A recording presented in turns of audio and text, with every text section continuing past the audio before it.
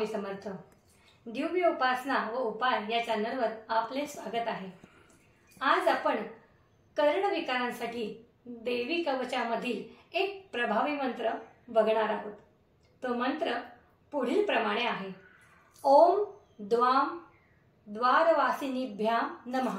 परत एकदा सांगते, ओम द्वाम द्वारवासिनीभ्याम नमः। हा मंत्र 1008 वेळा म्हणावा, तेव्हा तो मंत्र सिद्ध होतो। तर असेच नवनवीन दैवी तोडगे जाणून घेण्यासाठी चॅनलला सबस्क्राइब करा व बेल बटन दाबा। श्री स्वामी समर्थ। जय जय स्वामी समर्थ।